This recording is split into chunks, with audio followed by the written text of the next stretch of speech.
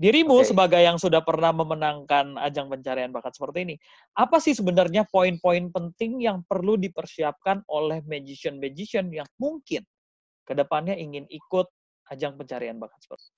Ini yang penting. Produser bilang gitu. Gibah Magic.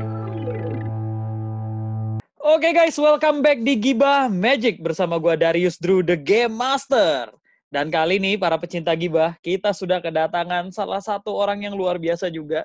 Orang pertama yang punya gelar The Master di Indonesia. Gak lain dan gak bukan, inilah dia, Joe Sandi. Disebut gitu gue harus gayanya gini ya. Wih, Master Joe Sandi. Aduh. Luar Gimana? biasa. Aduh. Apa kabar, Halo, Master? teman-teman semuanya. Baik. Wow. Yang penting selalu sehat. Hari gini nomor 1 itu sehat, Andrew ya. Nomor 1 sehat, Karena, betul sekali. ya, sebelumnya kita sering dengar kan, nomor 1 sehat. Sehat is number 1, apapun juga ya. Tapi sekarang lebih kerasa gitu. Benar-benar orang ngejar sehat. Ya kan?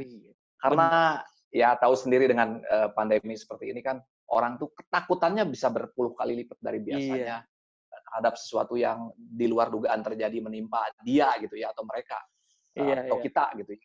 Ini ketakutannya lebih ini. Jadi supaya semua itu jangan sampai kita tidak sampai mendapat peluang untuk kena, ya kita harus menjaga daya tahan tubuh. Salah satunya tetap happy.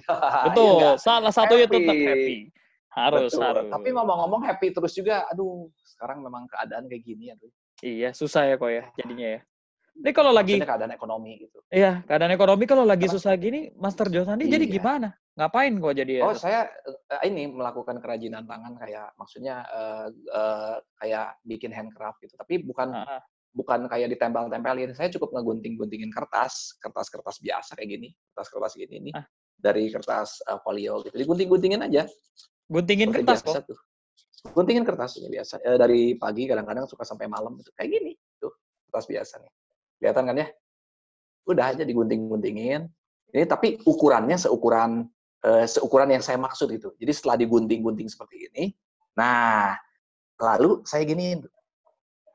Nah, namanya magician ya, berubah. Nah, berubahnya gitu. Ya. Berubah. Nah, kan?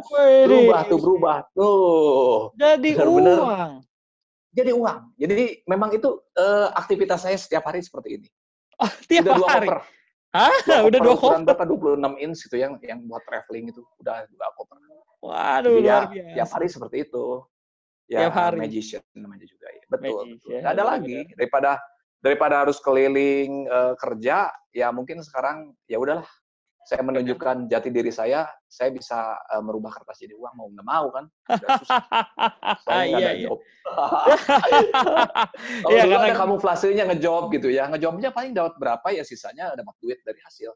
Dari yang kayak tadi itu. Ya, benar. Itu udah berapa miliar. Wah, mantap. Yang denger dipikir bener gue digarong, dirampok loh ya. Habis ini yang datang banyak minta sumbangan, ya kan ngaku saudara, biasanya kita saudara dekat.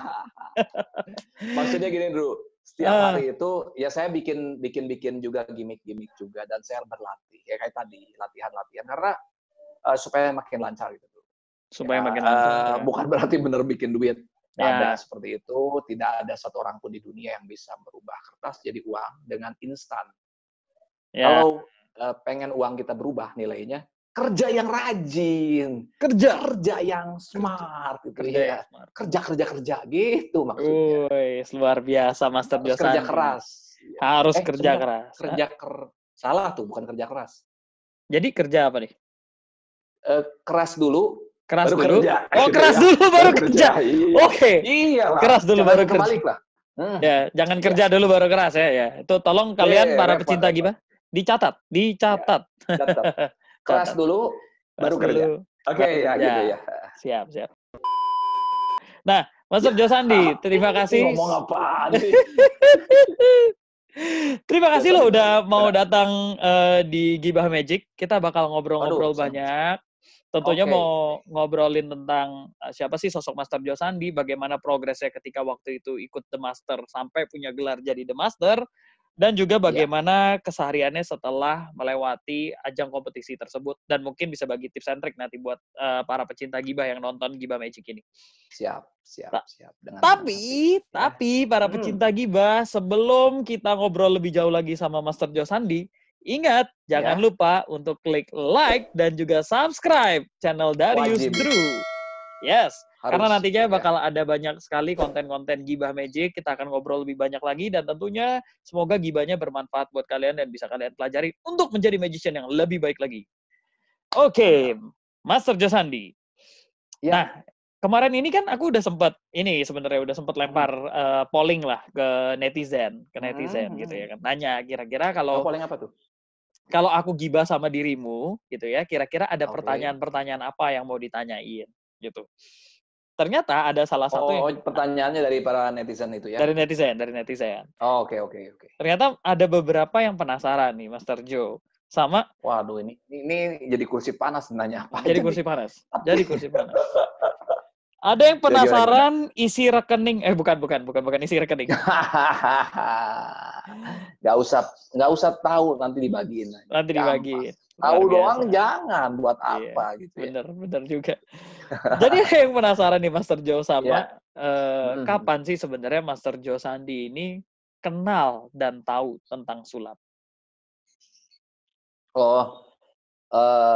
Kenal sulap ya seperti pada umumnya kan namanya orang ya, namanya kita semuanya. Dari kecil itu udah suka sulap, ya nggak? Senang lihat pertunjukan sulap itu. Dari kecil tuh saya udah suka. Dari kecil, karena memang banyak sekali pesulap-pesulap yang tradisional tuh yang jualan obat tuh. Wah, itu keren loh. Ini saya sangat respect kepada mereka. Kenapa? Mereka jualan obat ya, orang ngumpul. Kalau jual obat aja kan orang ya udah gitu, bubar, apaan sih, diplastikin gitu, obatnya pakai kapsul gitu.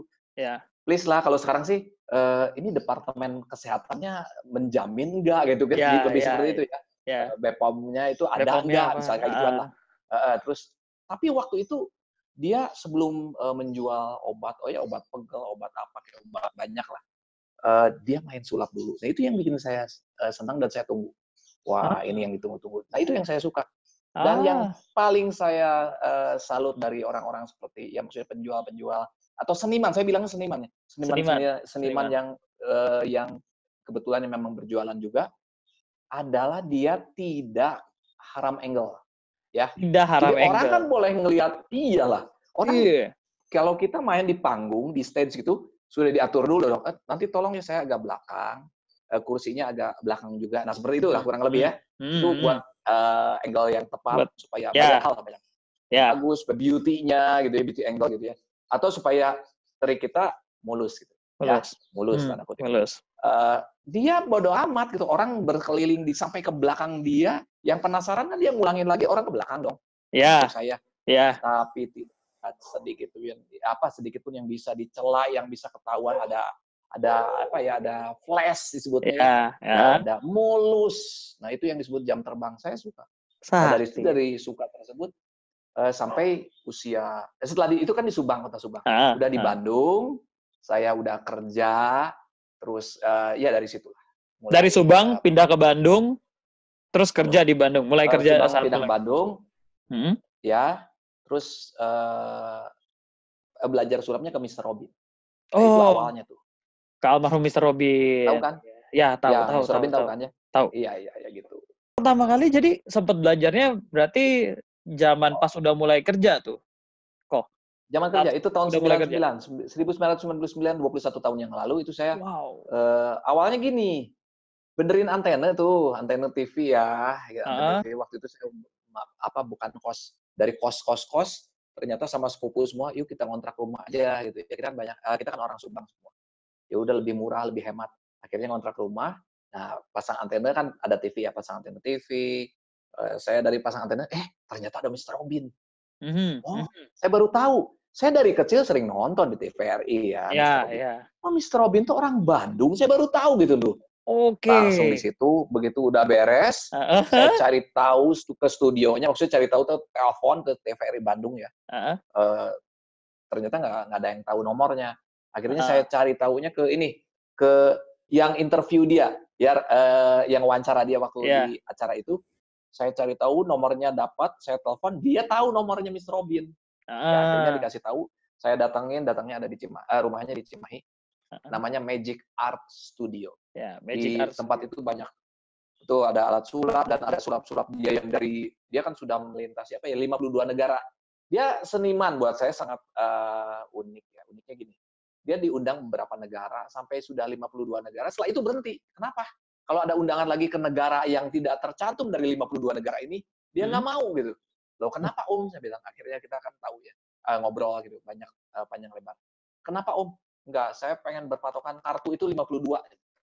Kartu satu pak kan ada 52 yang dimainkan ya.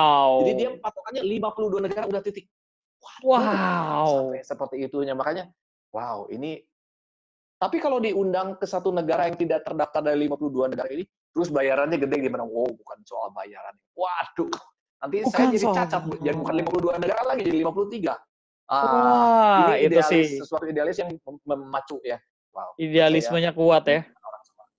Betul, bukan orang sembarangan, dan saya jadi bukan belajar, saya mengikuti. Terus tiap show-nya saya ikut, saya bantu. Di belakang layar saya bantu prepare semuanya, saya bikin alat ilusi juga. Jadi saya bukan ilusionis, tapi saya bisa membuat alat-alat ilusi dari bimbingan beliau ya, Ya. bimbingan dari Mr. Robin. Saya ada pesanan dari ini misalnya, ya saya nggak suka sebutin ya beberapa pesulap Indonesia. Saya bikin bersama teman-teman yang lain. Wah, gergaji pakai apa, komplit. Jadi memang sudah komplit alat-alat props yang adanya buat pembuatan dari mentah sampai jadi utuh gitu ya, sebuah alat ilusi. Jadi sempat Makanya ikutan ngebantuin Mr. Robinnya juga ya berarti ya? oh iya, selalu. Jadi Magic Art Studio itu bukan hanya sekedar bukan kursus. Ini seperti kita itu kuliah aja. Kenapa? Karena di sana ada Kuliah. stage. Ya, setelah didapat pengarahan secara teori, kita main di stage. Nah, itu yang pentingnya. Kita di stage, kita nonton di bawah. Dan memang luas sekali memang studionya dan berikut rumah ya. Di situ, begitu saya di panggung, baru merasakan, oh di panggung seperti ini. Beda halnya, Drew. Kalau orang yang sekarang ya, banyak yang belajar ya, belajar sulap, ya udah belajar aja. Begitu naik ke stage, begitu naik ke panggung, ya, ngelihat berlawanan, lihat orang bengong, terus nunggu gitu. Wah, gemeternya minta ampun. Kita dilatih. Ya. Hampir tiap hari kita di panggung. Jadi lebih banyak kita ya di panggung di studio itu. Ya. Real benar-benar panggung saja seperti keren ya sih, panggung pada keren. umumnya. Keren. Makanya bukan teori dan latihan di floor gitu istilahnya ya, tapi benar-benar di stage dan dari cara ngomong. Oh ya, ini yang saya nggak lupa dulu. Oke.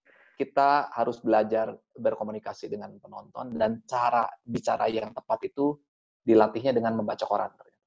Jadi yang paling penting itu di stage itu bahasa koran disebutnya ya. Bahasa koran seperti formal gitu. Ya saya kan banyaknya ngomongnya lebih banyak formal gitu, formal. Nah kalau udah formal nanti meleset ke bercanda itu aman.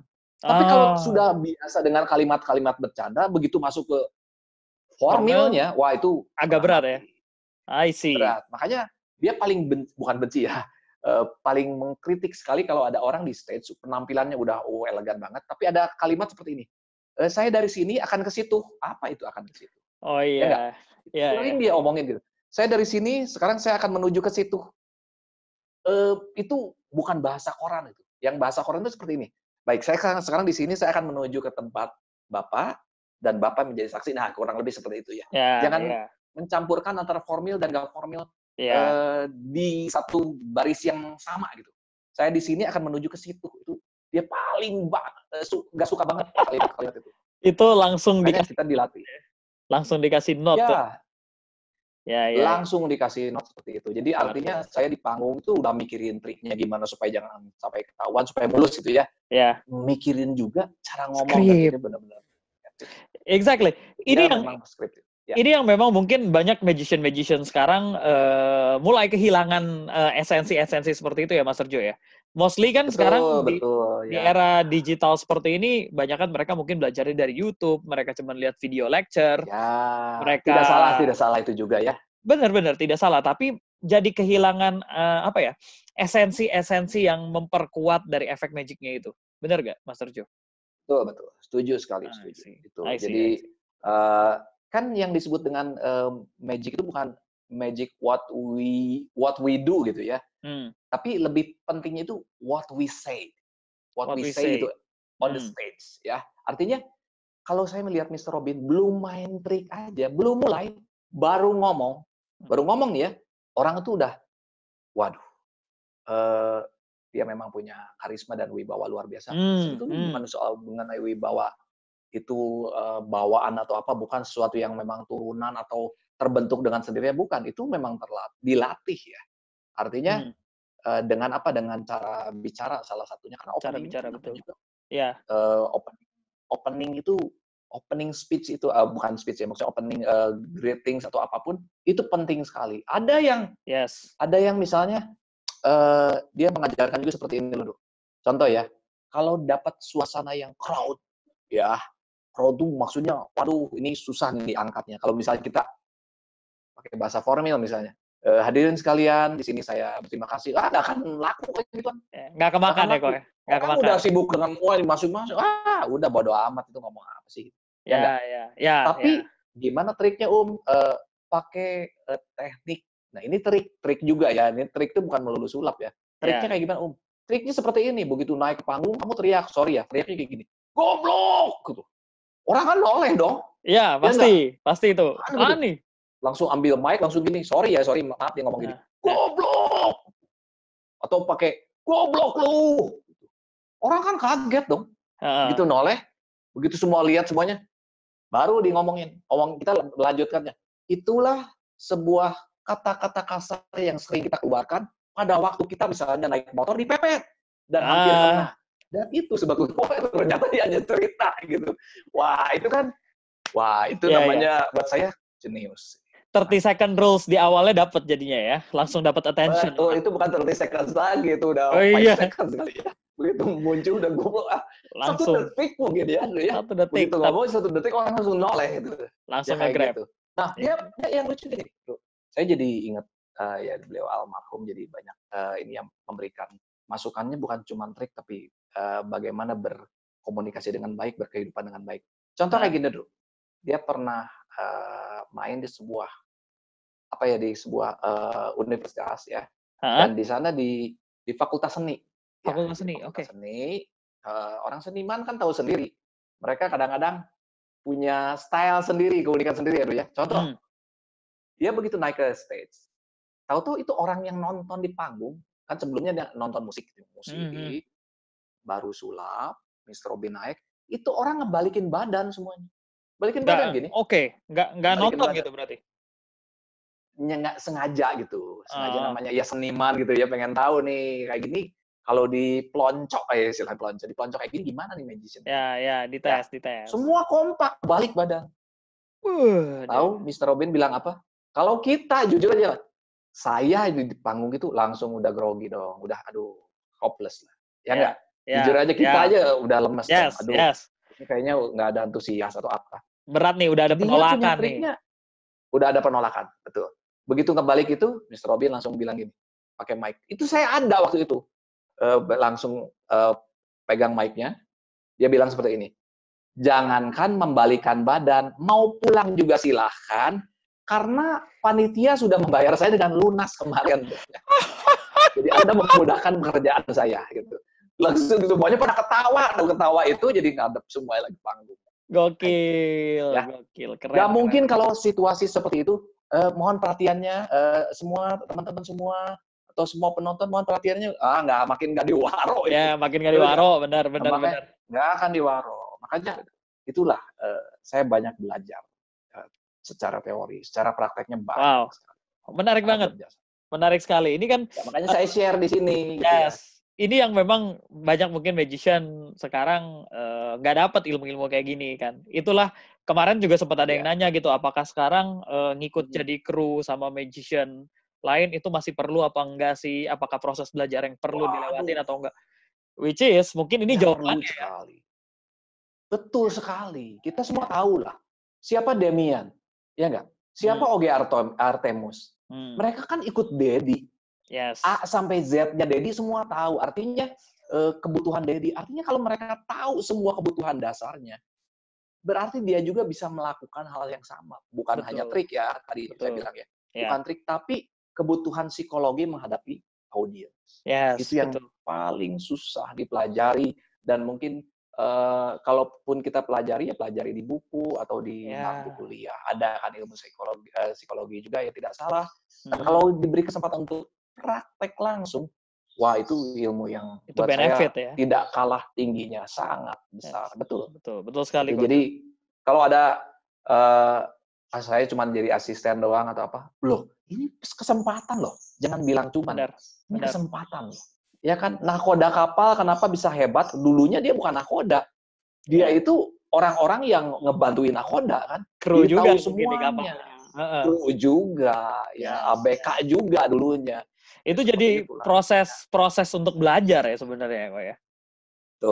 Betul sekali. Makanya itu disebut jam terbang. Ya. Nah, Master Jo Sandi, ini kan menarik. Tadi Master Jo sudah cerita gimana prosesnya dulu pertama kali kenal sulap, belajar sulap, dan sebagainya.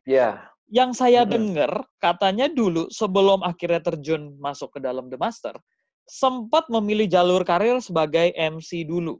Betul? Oh iya. Betul. Saya dari SMA pun sudah mulai nge-MC-in temen yang bukan temen sih, dulu di gereja itu ada kakak pembina gitu ya. Dia menikah, terus bukan low budget, lebih tepatnya kita bantuin ada yang dekorasi atau apa gitu ya. Karena memang kita terlatih dekor juga setiap Natal gitu ya. Natal Pasca kan selalu dekor gitu ya. Natal di gereja. Dan betul. Seksi dekor ikut bantu dekor. Saya bantuin ngisi. Jadi start out. Nah, teman-teman kan ada yang ngedekor gitu ya. Ada seksi dekorasi, ya dia melakukan itu. Saya bantuinnya MC. Jadi memang dari kelas 3 SMA, ya 3 SMA saya bantuin, dan sudah memulai di depan audiens itu ngomong. Dan ngomongnya bukan di acara biasa, acara wedding. Semi formal lah bisa dibilang. Iya, jadi itu saya ingat banget itu. Iya, makanya ada hal yang unik gitu ya. Kan saya suka ngikutin orang-orang yang senior ya di MC-an gitu ya. Suka wawancara, interview pengantinnya gitu ya. Yang lucu itu ada interview, boleh nggak di-interview? Boleh katanya. Begitu saya nanya ke si cowoknya nih, ini belok dikit ya. Nanya ke si cowoknya, awalnya suka sama pengantin cewek gitu ya. Gimana gitu. Dia jelasin, saya pertama dari lihat, langsung gebet lah, bla bla bla gitu. Terus yang cewek yang lucu nih, aduh, bisa nggak saya sebutin namanya. Begitu yang si cewek itu ditanya, kamu maaf ya saya sebutin nama gitu ya. Terus awalnya gimana suka sama dia? Tahu nggak jawabannya apa? Aduh, jawabannya gini. Sebenarnya awalnya saya nggak suka, tapi dia datang terus, ya udah mau nggak mau. Aduh, itu benar-benar gila gak? Bayangin, itu di depan sekarang umum. MC di depan umum, tamu banyak banget gitu. Artinya bisa seperti itu gitu. Udah gitu, nah saya langsung bilang, wah ini namanya ngejokesnya bagus, saya bilang ya. Ngejokesnya bagus, supaya audiens tuh bisa ketawa gitu. Memang ketawa. Akhirnya ya ketawa-ketawa semuanya. Artinya harus bisa memberikan satu way out. Kalau enggak, oh gitu, masa saya bilang gitu doang. Ternyata gitu, terus makin dibully lagi, aduh. Ya, kurang lebih seperti itu. Dan dari situ mengkolaborasikan dengan sulap. Karena banyak MC juga yang bisa nyanyi. Terus, dulu ada MC yang bisa sulap juga, Alford ya. Alford itu di RCTI juga, di banyak TV ya, di Antv, dimanapun juga. Terus wah dia nge-MC sambil sulap, keren juga. Jadi saya jujur terinspirasi dengan Alford seperti itu. Dan memang Alford pun anak didik Mr. Robin. Jadi memang Mr. Robin bilang, tuh kamu MC-nya sambil dong, pakai sulap juga. Jadi maksudnya waktu nge-MC mainin juga sulapnya tuh kayak si Alford. Ya udah dari situ. Bukan hanya cuman jadi ini, biasanya buat teaser doang gitu. Lama-lama memang jadi show performance gitu. Setelah MC begitu ada jeda saya tampil gitu. Jadi tampil. Jadi paketan ya, jadi paket sendiri gitu. Jadi paket semuanya. Nah, di situ yang membantu sekali supaya ya ada sisi uniknya gitu. Ya. Gitu dulu. Betul. Nah, cuman kenapa akhirnya Master Jo Sandi ini kan ada MC waktu itu juga, mungkin memang sambil sulap juga ya.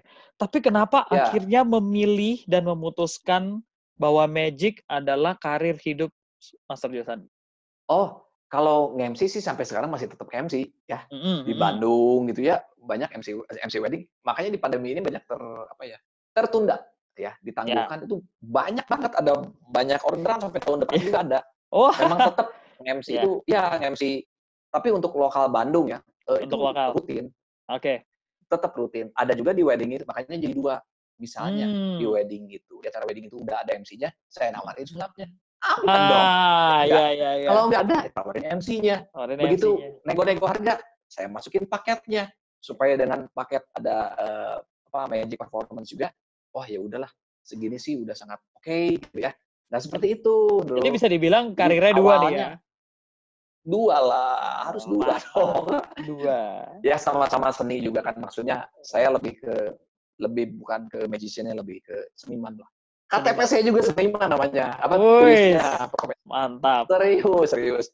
Makanya kemarin beberapa teman kan katanya seniman akan diberikan support dari pemerintah, katanya ada tunjangan katanya ya. Teman-teman, ya para teman-teman yang lain, yuk kita mengajukan. Ntar dulu saya bilang, lu KTP-nya apa? Wira swasta. Nggak bisa. Nggak bisa. Seniman nih, gue tunjukin sendirian. Oh, harus punya itu. Aduh. Harus punya. Gitu. Saya punya masih pelajar, terus nggak diperpanjang lagi karena sudah sekarang. Nggak bisa. Ya, udah nggak bisa diperpanjang. Udah nggak bisa. Tetap harus bayar kamu. Ya, aduh, iya. Oke. Awalnya gitu, Bro. Memang MC sulap dan memang kenapa bukan memilih ke sulapnya, tapi memang tetap bareng sampai sekarang. Bareng ya, ngejalanin dua-duanya ya.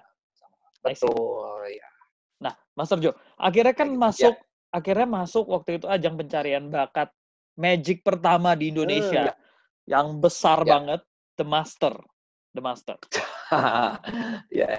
Mari kita ngobrol. Ya, mari udah lama banget. Itu 2000. Udah lama banget. 2009. Ya, benar sekali. 11 tahun yang lalu. 11 tahun lalu, ya. Luar biasa. Nah, luar biasa itu. Kita ngobrolin soal The Master, Master Jo. Ya. Waktu itu saat The Master, aku nggak tahu waktu The Master season 1 seperti apa karena aku masih baru banget belajar sulap. Baru 1 tahun belajar sulap, jadi belum tahu seluk-beluknya, belum tahu detailsnya, ya kan? Nah, cuma pas The Master season 1 itu gimana sih sebenarnya proses seorang Master Jo Sandi akhirnya bisa nggak tahu ya, ikut audisi kah atau dipanggil kah atau gimana akhirnya bisa ada audisi tertutup semuanya, jadi perwakilan setiap kota karena kan beda sama nyanyi ya. Kalau nyanyi itu maksudnya banyak yang bisa nyanyi gitu. Jadi kalau begitu open audisi pun itu bisa penuh ya. Kalau ini kan komunitas, jadi dihubungi komunitas-komunitas yang ada. Kita di Bandung ada ke Magic Castle itu ke Ivan, teman saya Ivan memang dia yang sebagai pendiri dari Magic Castle di Bandung ini, terus langsung mendelegasikan yang menjadi perwakilan Bandung ya saya gitu. Ternyata ini bukan masalah perwakilan kota, ternyata ini nggak ada hubungan dengan kota mana, tapi karena di Bandung pun ada 3 orang waktu itu ya yang maju di sana gitu. Jadi saya, Bung Marlo sama Angelina sih. Ini bukan perwakilan kota, ternyata memang ini ajang untuk melakukan yang terbaik saja gitu. Jadi memang ajangnya bukan perwakilan kota, tapi silakan lakukan yang terbaik dan kita akan milih yang terbaik dari yang terbaik. Gitu. Dan kita ngumpul di Jakarta semuanya. Dan sebelum tampil pun memang harus menunjukkan juga seperti apa kemampuannya. Gitu. Jadi di sana itu di studio ya ditunjukkan juga, oh seperti ini layak nggak tampil di TV, maksudnya gitu loh. Ya, benar. Bukan sembarangan soalnya. Dan ternyata itu menjadi sebuah ajang pencarian bakat. Saya bilang itu sangat luar biasa. Kenapa? Kayaknya ya, acara live sulap di dunia itu bisa dihitung jari. Betul nggak? Ya, benar. Resikonya tinggi loh. Rata-rata tapping semua. Tinggi sekali kalau live. Aduh. Maksudnya bukan tampil live ya, tapi ini ajang pencarian bakat tapi live. Tapi ya kan? Betul. Malah beberapa America's Got Talent atau yang lain itu pun tapping ya. Ya, live delay. Mereka live delay jadinya. Iya, live delay disebutnya live delay seperti itu. Ini benar-benar live dan yang jadi keren itu dimulai jam 9, berakhir jam 1. Kadang Jadi jam 4 1, jam, kadang bisa jam 1 kadang lebih. lewat. Ya. Awalnya betul sih, awalnya cuma setengah 12. Awalnya ya, episode Ya, pertama tuh, saya ingat. ya, ya, Setengah ya. 12 lewat dikit. Ternyata respon bagus, sponsor banyak ya Sponsor dalam 1 minggu banyak. itu. Akhirnya ya iklan banyak. Kalau iklan banyak berarti kontennya apa sih? Body acaranya Ya. kan mundur dong. Betul, Dan di betul, situ betul. jadi mulai jam 1, kadang-kadang lebih. Jadi yang bikin lebih itu sebetulnya iklannya. Jadi ya happy aja buat semuanya ya, buat kita juga happy, buat TV juga happy. Makanya disebutnya ajang pencarian bakat apa ya? Kompetisi sulap Ya, kompetisi pertama sulap. di dunia ya. Bisa bilang kalau ada di belahan dunia sana ya udah gitu ya. Saya menyimpulkannya pertama di dunia kompetisi sulap yang diselenggarakan atau ditayangkan live ya selama lebih dari 1 jam, biasanya live 60 menit aja udah wah persiapannya udah setengah mati dong ya namanya Yes. TV kan. Yep. Ini lebih dari 1 jam, Lebih dari which is 1 jam 4 jam dan memasuki 2 hari ya dong. Iya, iya. Jam 12 malam 2 hari kan itu 2 hari maksudnya tuh, kan. Jumat Ya Sabtu sudah. tuh hitungannya tuh. Nah, itu Jumat malam sampai Sabtu subuh, kadang-kadang sampai jam 2 juga. 2 Yes. seperempat kalau nggak salah rekor waktu itu tuh sampai seperti itu 4 jam lebih. 5 jam lebih. Dan wow, sempat ini loh yang saya keren. Kita semua tahu lah sampai sekarang. Siapa sih yang bisa mengalahkan tayangan bola? Ya kan? Ya, Begitu ya, ada ya. ya pertandingan sepak bola udah deh semua acara ya udahlah harus maklum lah. Ya Betul. TV yang menyelenggarakan pasti ratingnya tinggi, share-nya tinggi. Betul. Di sana pernah ada pada waktu itu ada satu momen ada pertandingan sepak bola apa gitu ya. Pokoknya Indonesia lawan apa gitu. Dan share dan ratingnya itu bisa saya nggak tahu, kalaupun bukan bisa mengalahkan itu, minimal bisa sama. Bisa head Ya, to head. atau Setahu saya bisa head mendekati. to head. Ya, bisa head to head dan bisa mendekati. Itu buat kita semua tahu itu miracle ya untuk pertelevisian. Yes. Animo masyarakat terhadap sepak bola kan nomor 1. Jadi kalau ada sepak bola ya udah yang lain pasti drop, ya enggak? Ya, ya, Ini betul. mendekati atau sama nggak tahu bisa melebihi, saya nggak tahu. Yang pasti orang katanya nonton bisa TV-nya 2. Itu kan channel TV yang lain maksudnya ya. Ya, Bukan betul. RCTI. Ini RCTI dan ini TV yang bolanya bisa seperti itu. Dan itu ada liputan-liputannya. Jadi orang nonton begitu, Jumat sepak bola, waduh, bentrok dengan The Master. Jadi gimana diakhirnya? Sampai 2 TV itu ada sampai sekarang saya ada foto-fotonya ya. Itu di memory card zaman BB dulu ya. Ada foto-foto liputan-liputan dari yang didapat gitu ya. Sampai seperti itunya. Wow, Jadi amazing. nonton ini. Makanya ya bersyukur bisa mendapat kesempatan tampil di sana. Yeah. 1 kali tayang aja waktu awal episode misalnya ya. Bukan misalnya, pada saat itu 1 kali tayang saja, besoknya saya kan merasa seperti biasa ya dulu ya. Kemarin tampil TV, berlelah-lelah karena memang persiapannya juga habis 2 hari sebelumnya. Setelah tampil ya udah. Tarik napas. Plong, besoknya pulang ke Bandung. Wih, ini di Bandung orang depan rumah udah penuh. Ini kenapa? Mau ada apa nih? Ya mau ada apa ya udah mau pengen ketemu kamu. Waduh, seperti itu antusiasnya. Luar biasa. Saya kan kaget ya. Kagetnya itu luar biasa banget. Makanya ya sangat bersyukur sekali. Bisa melewati momen yang nggak tahu tuh bakal ada lagi nggak momen seperti itu ya untuk sebuah kompetisi sulap atau seperti itu. Belum ada ya, sampai saat ini sih belum ada yang lebih itu ya, jujur ya. Maaf nih buat yang lainnya yang menyelenggarakan kompetisi atau pencarian bakat yang lain, memang diakui belum ada yang bisa melebihi The Master gitu. Dalam lingkupan pencarian bakat sulap ya kok ya, pencarian bakat magician ya. Betul pencarian bakat sulap betul. Oke. Tapi bersyukurnya ya sekarang ini kan pencarian bakat yang sekarang begitu orang muncul itu backend-nya cepat loh. Kenapa? Sudah ada sosmed. Ya. Dulu sosmednya apa? Facebook aja ya, Facebook dulu, sama BB Twitter, dulu Twitter kok. Twitter ya udah terangan itu, nggak ada liputan, nggak ada tayangan liputan, ya apapun lah yang bisa setiap orang bisa ngepost gitu ya. Ya dulu Twitter nggak kayak sekarang juga gitu ya. Betul. Kata-kata doang dulu. Iya itu. Jadi Plus minus lah. Plus Ya. minus, betul sekali. Nah, diingat Betul. banget waktu itu yang momen ketika dirimu bilang bahwa rating sharingnya itu head to head, itu kalau nggak salah ingat adalah duel inaugurasi antara The Master Season 1 lawan The Master Season 2 ya, kalau tidak salah. Oh iya, Ya, betul. itu yang yang sangat gila membantu banget. pencarian pendapatan share dan rating. Wah, Exactly. ini kalau disebut rata-ratanya, Andrew ya, share-nya, saya tahu karena memang ada fotonya, catatannya ya. Itu ratingnya sih rata-rata ratingnya untuk The Master ini, season 1, season 2, kalau dipukul rata-rata 11,5 ratingnya. Terus share-nya 70. Gila. Ngeri. Ngeri 70. banget. Ngeri. Itu tinggi Ngeri loh. banget. Itu ada catatannya, tinggi banget. Tinggi banget. Pernah 70, tapi rata-rata share-nya, rata-rata dari seluruhnya itu season 1, 2, ini rata-rata ya seluruh season The Master 1, 2, 3, 4 atau 1, 2 aja ya, saya lupa. Itu 44 sih. 44. Wow. Ya, 44 itu udah gila.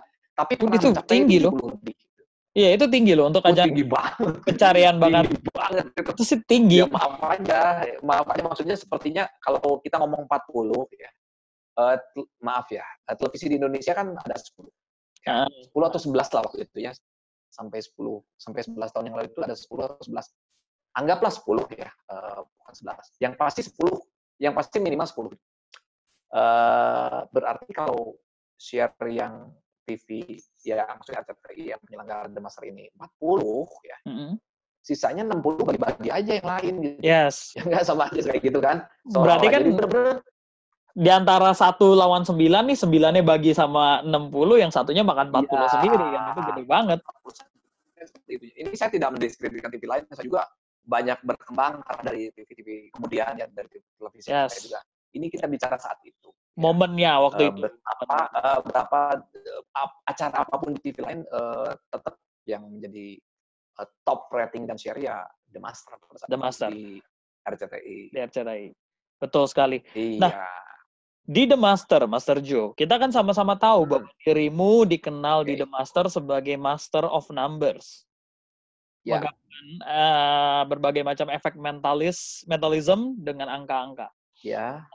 Lebih ke numbers, betul. Nah, ini ada pertanyaan juga dari netizen waktu itu. Kenapa waktu ajang The Master itu lebih memilih karakter Master of Numbers?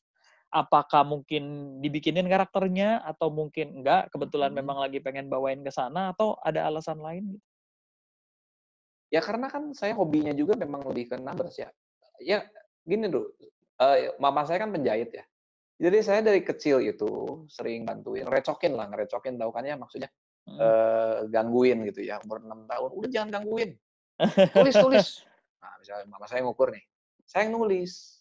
Nulis misalnya 64. Ya, misalnya bedak 64, saya tulis 64. Berikutnya dia ngomong 35. Nah, dia cek lagi sih, mama saya pasti cek lagi. Itu pertama itu saya waktu kecil banget gitu. Kalau sekarang umur 5 tahun kan orang lebih udah apa preschool ya, ada seperti playgroup kali ya, 5 tahun ya. Iya. Dulu kan nggak ada playgroup seperti itu, paling TK gitu. TK-nya juga beda sama sekarang, maksudnya usianya lain, yang dulu harus benar-benar SD aja kalau nggak salah 7 tahun gitu, 6-7 tahun. Tapi saya umur 5 tahun aja udah belajar nulis angka. Jadi seneng gitu. Jadi selalu nungguin gitu.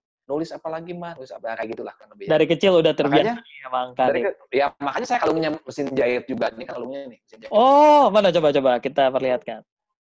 Oke. Tuh. Ya. Wah. Jelas? Kelihatan jelas? Kelihatan jelas, Master Joe. Iya, itu ini nih. Ya, maksudnya penjahit. Saya selalu ingat ya, maksud saya kan sudah nggak ada ya, maksudnya sudah lebih mendahului gitu ya, sudah pergi lebih dulu. Jadi kalau saya lihat ini, kalau ngaca atau apa, supaya mengingatkan saya, tetap mengingatkan bahwa dari mana kamu berangkat. Selalu harus ingat. Itu penting banget tuh. Jangan kacang lupa kulit. Ya, betul. Balik ke tadi, memang awalnya kayak gitu. Saya suka numbers, suka apa dari awal. Begitu sulap, ya ada math magic juga kan. Ya saya gabungkan. Kenapa? Praktis. Gak usah bawa alat sulap gitu ya. Coba ada bolpen kertas. Bolpen kertas alat ATK lah ya. Kertasnya Iya, kertasnya bagi 2 gitu. Ini ceritanya di dadu, anggap 1-6, ini 1-6. Kamu tulis, saya nggak lihat sama sekali, nggak melihat, terus saya bisa menebak semuanya. Nah itu kan Ya, wahnya dapat, tapi ya, persiapannya nggak terlalu ribet gitu. ya, Wah dapat betul. tanpa persiapan ribet, lebih gitu ya Prak, kalimatnya ya. praktis gitu ya, praktis. Praktis, betul. Itu yang Ah, saya suka. Dan ternyata setelah dibawa ke sebuah panggung besar pun menjadi satu wah respon yang luar biasa. Dan karena mungkin unik ya, karena mungkin ya, nggak ada gitu ya. Padahal sudah ada namanya Mad Magic itu dari dulu udah ada. Cuman ya, untuk betul. diangkat ke panggung, orang taunya kan di panggung itu yang ya klasik ya. Yang mana Yes. klasik itu aduh, saya kan belajar klasik awalnya juga ya, yang ya klasik tahu sendiri ya permainan Manipulasi. kartu dan itu waduh susah banget dan ternyata nggak gampang dalam artian belajarnya aja nggak gampang apalagi setelah bisa harus tampil di panggung. Wah, berat banget. Makanya saya sangat menghargai sekali mereka yang berkecimpung dan konsisten di aliran klasik Klasik ya, magic itu. klasik Magic. Karena saya belajar juga dulu dan susahnya minta ampun. I see, I Nah, see. dari situ sih sebetulnya. Nah, orang taunya klasik, orang taunya ilusi. Ternyata setelah ini pada mental. Oh, taunya mental kan. Karena itu Master Dedi kan awal-awal Ya, kan waktu itu di RCTI juga yang mengawali karir juga kalau ya di RCTI juga dia sebagai mentalis. Dan orang taunya mental. Nah, mentalnya kemana? Ternyata ada aliran mental itu di numbers. di Gitu. numbers, betul, betul, Ya, betul. kalau klasik Ah, kan kayak gini nih. Ini klasik nih. Satu, nah ini kan klasik. iya, iya, iya, benar, Gitu. benar, benar. Akhirnya waktu itu kita inget banget bahwa salah satu Hmm. signature trick, signature rutin yang waktu itu keluar dari Master Ya, Josandi, itu adalah yang Sudoku numbers tuh, yang kita ya, add up itu numbers itu. Sudoku betul. Ya, Nah, Magic Square sebetulnya Magic ya kalau Square, di Magic Square. sulap itu Magic Ya. Square. Jadi itu mengawali ketika saya tampil itu, saya ada opening, bukan opening, sorry, begitu closing saya bilang gini, setelah bermain itu dan hasilnya bagus, saya bilang buat seluruh guru-guru yang sudah mendidik saya bilang terima kasih buat seluruh guru-guru yang ada di Subang, kota saya Hmm. dilahirkan dan dibesarkan. Nah, Hmm. setelah ngomong gitu, besoknya itu Bupati Subang ngasih pengumuman, semua harus SMS. Waduh, borongan deh. Langsung Sama, ya. libat juga sama waktu itu, libat ke Tegal juga, dukungnya banyak gitu. Iya, iya, Gitu. iya. Ya, artinya uh, antusiasnya tinggi lah dari masyarakat terhadap Betul. apa yang saya tampilkan dan untuk yang uniknya itu jadi mereka tuh sangat sangat suka banget Nah, kayak gitu. itu kan yang akhirnya juga persiapan-persiapan itu yang akhirnya membawa dirimu berhasil mendapatkan gelar The Master di season 1 dan di Ya, duel inaugurasi pun juga berhasil menang melawan Limbat waktu itu, akhirnya menjadi seorang master. ya sebetulnya kita udah sama-sama yang terbaik di bidangnya masing-masing lah sebetulnya. Kalau yang Ya, udah ya, udah ya sudah saya di season 1 juara 1 Libat, ya, juara Limbat 1 juga juara terus satu juga, betul. apa ya, bertempur ya bukan bertanding lagi itu bertempur bener-bener wah aduhnya ngadu emosinya tinggi tapi itu hanya sebuah pertunjukan saya bilang karena Betul, uh, dua-duanya sudah melakukan yang terbaik itu betul. aja. Dan tentunya untuk menghibur masyarakat menonton yang ada di rumah dan juga yang ada di studio waktu itu ya, Master. Ya betul betul. Nah, Master Josandi, sebenarnya Hmm. nih, kan mungkin kemarin kita sama-sama tahu bahwa baru selesai juga ada satu ajang pencarian bakat juga, The Great Magician. Baru selesai, ya kan? Ya dan kamu Hopefully, ikutan juga. ikutan juga, Aduh, mantap, betul. mantap, mantap, mantap, mantap. Keren. Terima Saya kasih, nggak Master. nyangka loh. Nggak nyangka loh. Kan Andrew tuh biasanya di belakang layar, tahu-tahu, wah tampil ternyata ya itu kenapa tampilnya bisa oke, bisa perfecto gitu ya. Karena Ya, sudah tahu di belakang layar, ya, udah tahu banyak semuanya kan. belajar Itu lah. kan membantu juga kan, Membantu, membantu sangat banget, membantu juga membantu kan. banget. Iya. Ya banyak belajar lah, udah pernah ngikut bantuin banyak orang, termasuk dirimu juga udah pernah Ya, ngebantuin kan, dapat ilmu banyak ya, lah. ya, ya, Nah, ya. ini jadi pertanyaan juga, Mas Sergio. Seandainya di kemudian hari, Gimana? di kedepan hari, Hmm. akan ada ajang-ajang pencarian bakat Magic lagi seperti ini. Dirimu Oke. sebagai yang sudah pernah memenangkan ajang pencarian bakat seperti ini, apa sih sebenarnya poin-poin penting yang perlu dipersiapkan oleh magician-magician yang mungkin kedepannya ingin ikut ajang pencarian bakat seperti ini? Ya jelas ya, berlatih itu nomor satu. Tapi berlatihnya harus ada target. Targetnya adalah supaya ketika tampil, jangan sampai ada kesalahan. Sedikit. Itu Ketika nomor tampil satu ya. jangan ada kesalahan. Tampil Oke. sempurna itu, betul. Tampil sempurna itu dalam arti begini, kita tampil buat apa ya, buat publik ya. Yang mana itu adalah awam kan? Ya Yes, awam betul. ya, maksudnya nggak paham sendiri. Jadi, yang menjadi ketakutan para magician itu adalah, aduh saya takut gagal. Gagal dalam arti, karena dia melihatnya dari kacamata dia sebagai magician. Dan dia takut, ada ketakutannya dilihat juga oleh magician juga. Ya, ketakutan Betul. itulah yang terlalu berlebih, akhirnya bukan membawa kepada kesempurnaan penampilan. Justru akan mengurangi, apa ya, mengurangi power yang harusnya dikeluarkan optimal, maksimal gitu ya. Jadi tersendat karena ada ketakutan. Karena dia Kita bikin barrier mengalir sendiri saja itu. yang penting. Nah, itu kalimat kata yang tepat ya. Oke. Lakukan yang terbaik dalam arti sudah tampil A sampai Z dan sempurna. Kita lihat dari kacamata awam dan semua sudah terhibur, sudah. Jangan peduli apa yang dilihat lagi oleh magician. Artinya ya, kita juga mengerti kok. Saya kalau menonton lihat orang ya magician tampil gitu ya. Pasti dong, Andrew, kita sering lihat banyak dong flash-nya, jujur ya. Banyak juga ya tanda silangnya lah gitu ya. Wah, ini di sini. Tetotnya banyak, ada tetot gitu ya. Tapi kita overall kita ngelihat penonton terhibur, semua bisa wow gitu. Ya karena mereka tidak melihat seperti itu, karena mereka tidak belajar kan. Yang mereka tahu itu sulap itu seperti ini, menghibur dan aneh, bikin wah, dan kok bisa ya? Nah, selalu gitu kan kalimatnya sering kita dengar dari magician ketika tampil dan dapat respon, kok bisa ya? Kok bisa sih? Nah, itu udah sangat luar biasa. Kalau di level di atas kok bisa ya adalah sampai, wah ini goib, ini magic, Ini ini mah setan, ini berarti itu sihir ini. benar-benar udah level di atas kok bisa ya. Iya. Ya enggak? Pakai jin ini, pakai jin. Ya, ini luar biasa katanya pakai ini dan itu ya, itu apapun juga. Kalau saya misalnya memainkan suatu contoh misalnya pakai cincin ya. Nih, ya, di cincin nih dipegang tangan kanan saya. Terus saya ambil. Ya, baik-baik ya. Saya ambil seperti ini cincinnya. Terus hilang. Begitu hilang itu, terus dia hilang, penonton bilang, "Cepet banget ya gerakannya." Itu masih tahapnya, oh keren itu. Tapi belum tahap sebagai magician tanda kutip ya, magic-nya belum dapat gitu ya. Tapi kalau, Belum wah ini magical berarti. iya, belum magical. Tapi hebat, kecepatan tangannya hebat gitu. Wah, the art of sleight of hand-nya hebat banget gitu ya. Seni kecepatan tangannya luar biasa gitu. Tapi belum dapat Harry Potter-nya belum dapat gitu. Ya. Ngerti kan maksudnya? Magical moment-nya gitu, gitu. belum dapat. Magical moment-nya belum dapat. Nah, kalau udah, wah ini sih pasti ada bantuannya. Wah, itu berarti hebat ya. Hebat itu. Sama kayak saya main numbers, Andrew ya. Saya main numbers kan. Terus setelah acara live di RCTI itu, terus ada begitu pas keluar, ada 3 orang nyamperin ke saya. Mereka adalah gayanya om-om ya, nonton di studio, gemuk, kita kelihatan, kita bisa tahu, walaupun memang kita tidak melihat, jangan lihat orang dari tampilan luar, tapi kita bisa melihat, bisa mempertimbangkan ya, jamnya, kalungnya ada diamond-nya, ya kan, tebal-tebal emasnya, dan itu bertiga, dan pakai mobil juga, itu nggak bisa dibohongin ya. Kalau bisa imitasi, kalau mobil nggak ada imitasi, itu udah jelas pakai mobil, pakai Mercy gede sih, yang tinggi gitu ya.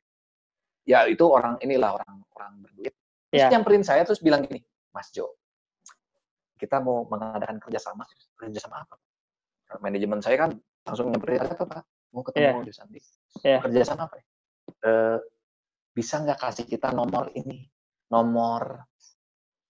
loh, nomor togelnya yang di Singapura gitu. Wah, nomor togel. Nyari nomor togel. Oke. Sebutnya angka apa ya? Total Singapura gitu ya. Kalau kurang lebih gitu ya. Terus seingat saya itu sih kalimatnya. Terus waduh, saya bilang nggak bisa Pak, saya bilang. Gini aja. Mas Jo Sandi dapat 30%. Kita yang urusan ke Singapura atau apanya kita. Nggak bisa Pak, gini. Maaf. Udah kan? Wah, orang ngumpul lagi, biasa ada beberapa orang kan banyak ya. Dia di sana ngumpul. Udah ngumpul di sana, nyamperin lagi dulu. Terus bilang gini aja Mas Jo. 50-50 gimana kan? Aduh, gila ini orang. Waduh, ini sampai nyariin nomor tadi 70-30 kan? Sekarang ya. 20-50. Sekarang Pak, maaf ini tidak bisa. Ini kalau saya mainkan ini entertain. Jangan dikaitkan dengan seperti itu. Oh ya kita ngerti. Maaf banget nih. Waktu itu ada dari pihak manajemen dari ini ya, dari TV sendiri. Maaf Pak, maaf ya. Dia maksudnya merasa terganggu kali saya. Padahal saya nggak merasa terganggu, happy aja. Iya. Dilihatnya seperti itu. Maaf, oke, maaf, kita ngerti. Kirain pulang, enggak. Nyamperin lagi. Ya ampun. Aja katanya. 70-30, Mas Jo yang 70-nya, astaga. Aduh, itu poinnya apa? Berarti kan saya berhasil. Yes. Ya kan? Yes. Berarti berhasil membuat magic konklusinya mereka dapat ya. Yes, ya believable. Betul, believable ya. Believable apa yang saya lakukan. Dan kalau tadi itu klasik magic itu yang kayak barusan itu, Harry Potter-nya dapat, kalau ini wow, magic numbers-nya memang wow gitu. Saya happy aja. Saya senang, berarti ini adalah sesuatu yang harus dipertahankan. Jadi buat para magician yang lain juga ya, yang nonton nih di Gibah Magic ini, yang paling penting itu gimana biar orang seyakin-yakinnya bahwa kamu itu bukan hanya sekedar entertainer, tapi di magic ya, di seni magic ya, tapi pemikiran mereka tuh wow, ini adalah pasti ada bantuan apa spirit-spiritnya apa, berarti udah berhasil gitu. Bukan berarti harus senang dianggap seperti itu, ntar dibakar kayak dulu zaman dukun santet ya. Bahaya itu ya. Artinya mereka kalau sampai berpikirnya di luar masuk akal dan tidak bisa diterima oleh nalar, artinya magic kamu berhasil. Believable and magical berarti ya. Bisa kita magical ya, numbers pun sama, semuanya diprediksi, prediksinya ada di korannya yang terbit tadi subuh gitu. Mereka kita mengeksekusi ini malam-malam, buka koran di bawah meja, di bawah kursi masing-masing. Itu ada prediksi yang saya hasil akhir yang saya sudah buat, bukan buat pakai kertas biasa di board. Itu bisa bilang kan orang, oh itu kecepatan tangan atau apa atau elektronik. Tapi ada di koran. Waktu itu penonton tuh ada 1.200 kalau tidak salah. Saya borong tabloid ya, bukan borong sih, memang disupport juga Sindo, soalnya Sindo ya dari koran Sindo ya, dari MNC manajemen juga dia ada di bawah bangku, dan prediksi semua hasil yang didapat dari penonton ada di situ. Yang mana ini kan majalahnya, maksudnya koran ini kan dicetaknya tadi subuh. Nah itu kan gimana gitu, ini nggak mungkin. Ya sudah, wajar aja begitu pulangnya saya diminta 3 om-om itu. Diminta 3 om-om itu. Itulah kurang lebihnya. Iya, diminta prediksi untuk. Nah, jadi buat teman-teman, mungkin tadi buat teman-teman magician, para pecinta gibah, kalian tadi udah denger juga itu share dari Master Jo Sandi. Mungkin itu bisa diaplikasikan, kalian bisa nge-breakdownin lagi.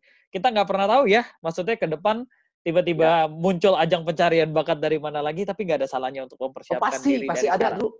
Pasti ada. Betul. Pasti ada. Pasti ada. Setelah pandemi ini pasti ada banyak.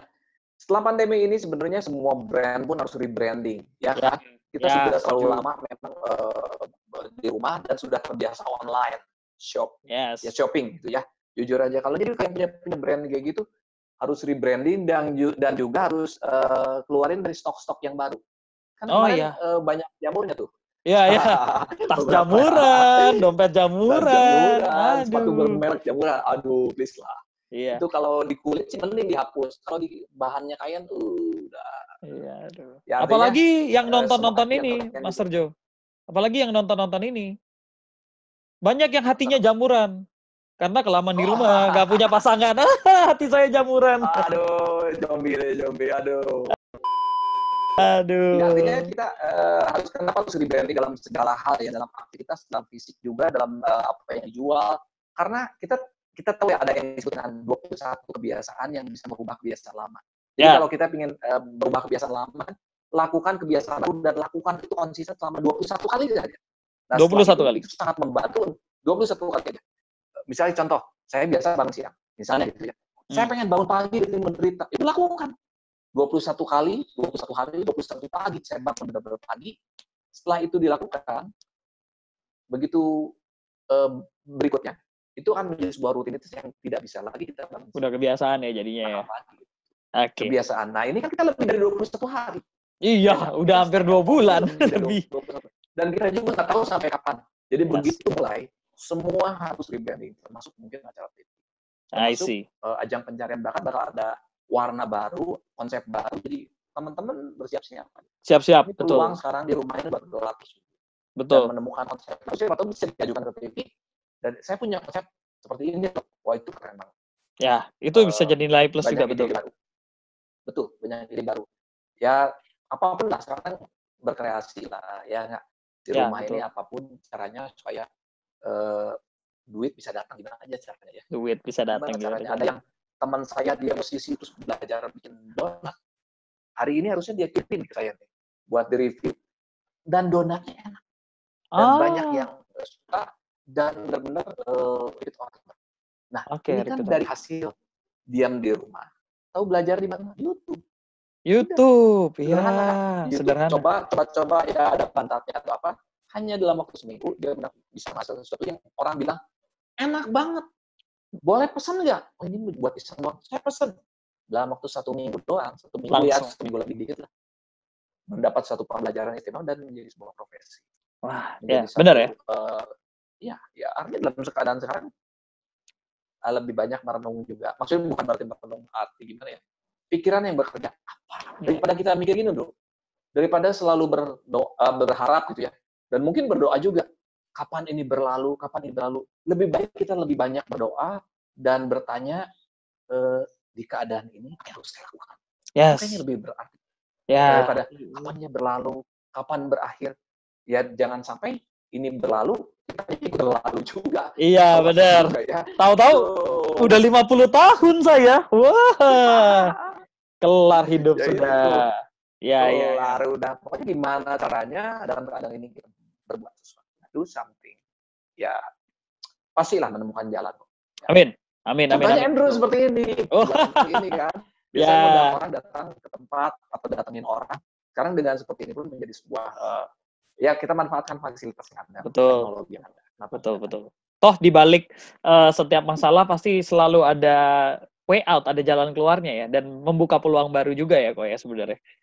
Betul, biasanya seperti itu kan kalimat yang kita sering dengar dari mamah kita, papa kita, orang tua kita, nenek kita. Di balik sebuah masalah pasti ada ada sesuatu yang kita petik ya. Tapi sebelum itu ada hikmahnya. Sebelum itu terjadi, lebih baik kita petik duluan gitu. Iya, kalau bisa. Jangan nunggu jatuh dulu gitu ya. Iya. Jangan nunggu apel jatuh gitu. Kita cari dulu apa nih yang harus dilakukan gitu dulu biar proaktif. Jemput bola ya, Bro. Jemput bola. Ya kan? Ini nasihat mama saya loh ya, dalam bahasanya saya terjemahnya dalam bahasa sekarang ya. Jadi dia ingat ya almarhum mama saya pernah bilang gini, kita ini jangan selalu menunggu keajaiban. Saat itu tidak datang, yang ada kecewa. Ya. Tapi jadilah keajaiban itu sendiri. Artinya kita melakukan sesuatu dan itu menjadi keajaiban. Apa yang kita lakukan? Itu dalam bahasa yang saya bahasa sehari-harinya dalam bahasa sekarang ya. Bahasa sehari-hari seperti itu. Jadi artinya jemput bola.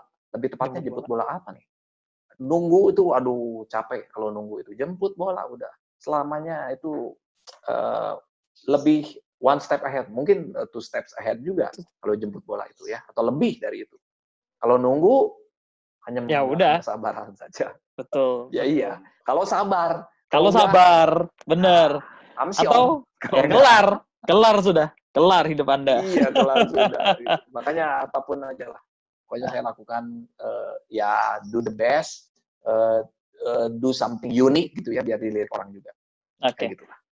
Nah, Master Josandi, secara praktikalnya kita sama-sama tahu bahwa ada peraturan tidak tertulis di lingkupan TV bahwa nggak semua orang cukup beruntung bisa masuk ke dalam TV. Nggak semua orang beruntung masuk dalam TV. Tapi menurut Master Josandi sendiri, apakah benar bahwa tidak semua orang bisa masuk ke dalam TV? Oh begini, ya. Ini sedikit dulu ya. Ada orang yang waktu itu saya bisa pernah tampil ya berapa kali ya di TV kan, membawakan sebuah trik, ya kan? Opini dari netizen ya pada waktu itu, penonton gitu ya. Oke. Bilangnya seperti ini, triknya cupu. triknya cupu. Harusnya, maksudnya memang koreksi, benar sih tujuannya. Harusnya tadi langsung aja seperti ini. Contoh kecil. Kenapa Joe Sandi harus milih penontonnya ditunjuk? Ya. Kenapa nggak lempar bola? Waktu itu kan saya baru memulai kan di televisian nih ya. Kenapa nggak lempar bola jadi biar acak? Lo ditunjuk kan bisa aja teman sendiri. Padahal itu bukan teman sendiri ya, tapi memang acak. Saya pun mengajukan hal yang sama ke produser. Pak, kayaknya saya mending lempar bola aja, Pak. Biar random, dapat penontonnya. Tahu nggak? Ini yang penting. Produser bilang gitu. Jadi, dari 1.000 penonton ini kamu mau lempar acak? Oke. Terus, yang dapatnya kamu bisa tahu siapa? Enggak, kan acak. Benar nggak? Benar, ya kan? acak. Betul. Begitu maju ke depan, tahu-tahu dia pakai baju yang bertuliskan produk, dan produknya adalah kompetitor dari yang mensponsori acara kita. Mampus nggak? Kelar. Ya. Ini acara live loh. Aduh, saya langsung, oh iya, ini acara live. Kalau acaranya bukan live, Bapak jangan dulu ya Pak. Bisa gitu kan? Yes, bisa diganti. Bisa dioper. Bisa diganti. Ya, lempar aja atau apa gitu. Nanti dari edit. Oke. Terus apa lagi? Ini contohnya. Waktu saya pertama main ini loh. Jantung Kundalini itu yang. Yes. Ya, yang 20 detik. Saya pengen saksinya di mana aja biar pembuktian dong bahwa nadi saya itu memang berhenti. Yes. Dan saya nggak pakai apa-apa. Oke. Kamu setelah nggak sadar, kamu jatuh dong. Bakal jatuh dong. Ya pasti saya jatuh. Saya juga, tapi kan di bawahnya juga.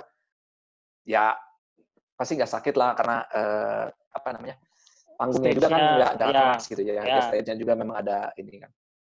Kayak seperti ya nggak akan keras lah gitu. Terus oke, jatuhnya pelan-pelan ya nggak tahu saya namanya jatuh kalau kan nggak bisa dikontrol. Kan jatuh ya nggak bisa dikontrol gitu. Oke, tahu-tahu kamu jatuh nggak dikontrol dan jatuh menimpa si orang ini. Terus orang itu latah. Begitu latahnya jorok. Ya, ngerti kan? Ngomong ya apapun lah, joroknya. Jorok yang jorok lah gitu. Ini acara live. KPI bisa ngomong apa nanti? Apa yang akan dikatakan KPI? Waduh. Jadi yang tepatnya, kamu harus tunjuk penonton. Oke? Jelaskan, paham? Nah, yang bilang cupu, mungkin magician. Beda antara main di panggung sama main di TV. Betul. Ya, sama juga dengan tadi kalimat Andrew yang bilang ya, apakah semua orang sulit atau enggak semua orang bisa berpeluang di TV? Enggak, semua orang berpeluang. Malah kebalik. Karena ini unik. Ada orang yang ini justru pertanyaan ini adalah untuk siapapun juga yang punya handphone. Ya, siapapun hampir semua punya handphone sekarang. Hampir semua ya. Ya enggak hampir semua. Yang saya kaget itu yang benerin, saya kan genteng waktu itu harus ada tukang ya. Dia benerin. Terus telepon. Ada telepon kan. Begitu teleponnya bunyi lagi, ada 2 handphonenya. Buset. Bukan apa artinya? Sakti. Artinya apa? Artinya tiap orang sekarang punya handphone. Ya, intinya gitu aja. Ya, bukan berarti mau bawa 5 juga terserah. Siapapun selama dia mampu ya oke. Intinya tiap orang punya handphone, itu yang harus digarisbawahi. Jadi, buat Anda yang punya handphone dan berkata, susah ya sekarang masuk TV. Kembali, gimana caranya TV bisa manggil kamu? Bukan kamu ngantri untuk masuk TV. Dengan apa? Dengan media yang ada. Kamu punya handphone, bikin sesuatu yang unik, kamu shoot sendiri, ya nggak? Kita shoot, terus sekarang kan bisa teman-teman di handphone kan, teman-teman WA misalnya, banyak dong, lebih dari 10 lah bisa dibilangnya tiap orang. Ya, betul. Ya anggaplah cuma 10 orang. Langsung di-blast ke 10 orang ini, dan dari 10 ini kan bisa menyebarkan juga kalau yang ditampilkan itu unik.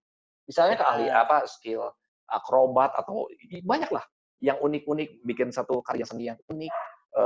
Teman saya kemarin melatih burungnya sampai bisa guling-guling gitu. Itu kan unik. Nyebar. Orang akan menyebarkan sesuatu yang menghibur. Dia terhibur, lucu terhibur. Aduh ini lucu nih kalau saya kirim ke si ini. Si ini juga sama. Akhirnya ini kalau disebut faktor kali, dalam waktu hitungan hari pun sudah tersebar banyak. Ya, jadi bisa snowball effect. Betul sekali, bola salju. Dan kalau sudah viral ya, sudah viral, TV akan panggil, nggak usah kamu ngantri, ya nggak? Ngantri capek-capek. Tujuannya sama. Iya, tujuannya sama mengentertain orang-orang kan. Ya, Sama, mau setuju. TV, mau sosmed, mau apapun juga. Jadi jangan pertanyaan seperti itu dari netizen yang didapat dari Andrew itu kesampingkan pertanyaannya. Kita harus melangkah lebih jauh lagi. Makanya kan sekarang banyak YouTuber. Yes, Saya kenal YouTuber yang memang ya banyak ya yang kenal juga. Dari beberapa YouTuber ada yang memang terkenal juga, sangat terkenal ya jelas di televisi. Tahu nggak awal kiprahnya seperti apa? Dia tahun 2013 sudah memulai. Waktu itu YouTube belum naik sama sekali, belum naik, ya. 2013 dia pakai kamera biasa ya, kamera SLR yang mungkin yang biasa saja. Dia nge-shoot, dia ngomong apa di jalan raya atau apa. YouTube belum menjadi suatu konsumsi yang seperti sekarang. Ya. Tahu orang-orang bilangnya seperti apa? Bilang-bilang yang didengar oleh dia seperti ini. Kesian ya, dia sempat masuk TV, nggak bisa masuk TV, jadi dia nge-shoot sendiri. Sekarang sudah menjadi YouTuber yang hebat, TV yang minta-minta. Maksudnya yang minta dia, masuk. TV yang pada minta dia untuk masuk TV. Ya, benar. Memang sekarang kita memulai. Di era yang sekarang ini kesempatannya jadi lebih banyak gitu, channelnya lebih banyak. Tidak hanya berpatokan TV, betul aja. Jadi mungkin TV itu gimana? Jadi walaupun TV kenapa kok? Ya walaupun TV itu sekarang mungkin lebih banyak dikonsumsi oleh ibu-ibu juga ya. Oh iya, ya. Orang tua itu, contoh di rumah saya kan ada 2 orang tua ya, maksudnya nenek gitu ya. Adik bukan nenek, maksudnya adiknya mama tapi udah tua. Sama ponakan saya kan disebutnya emak gitu. Mereka udah nggak mungkin ngelihat handphone kecil ya, matanya juga kan ngelihat juga gini. Jadi yang dia lihat TV itu masih membantu, sangat membantu. Bukan berarti TV itu konsumsi mama, bukan. Oh iya, iya betul. Dalam artian kalau sekarang ada sebuah media yang lain yang lebih praktis, yang bisa mengeksplor kita, yang bisa membawa kita untuk dilihat orang-orang.